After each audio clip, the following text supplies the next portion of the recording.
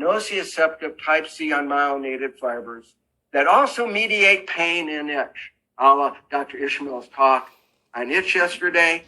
I want you to think about pain amplification, fibromyalgia, neurogenic skin itch, and urge to cough as a group of problems, okay, that talk to each other.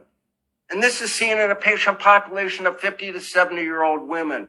What do they get? They get migraine headaches. They have a higher rate of fibromyalgia and pain amplification. They have a higher rate of irritable bowel syndrome. They have a higher rate of neurogenic itch. They have a higher rate of overactive bladder.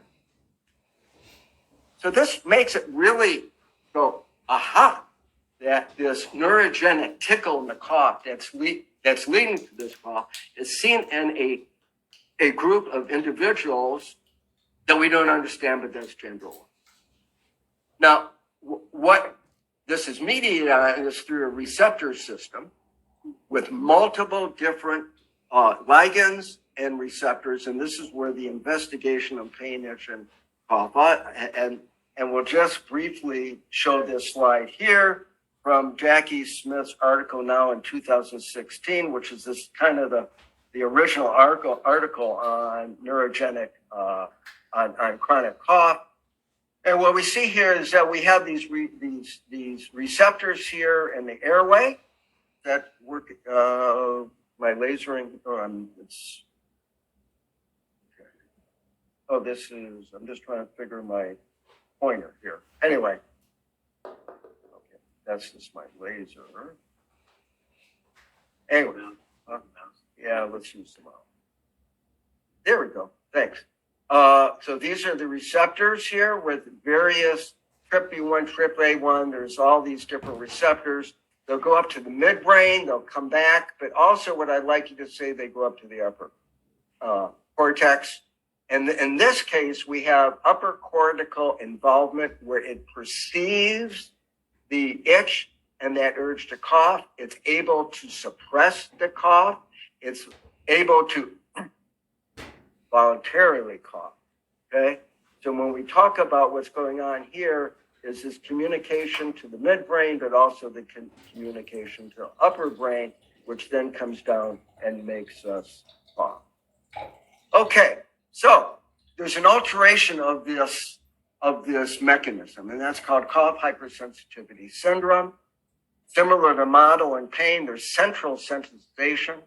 There's laryngeal motor dysfunction, which not only sensory hyperfunction, but motor hyperfunction, which gets into the concept of vocal cord dysfunction and the overlap to vocal cord dysfunction. So we as allergists and rhinologists who deal with that is that you are more sensitive and then you have motor hypersensitivity, which can give you dysphonia or can make you cough.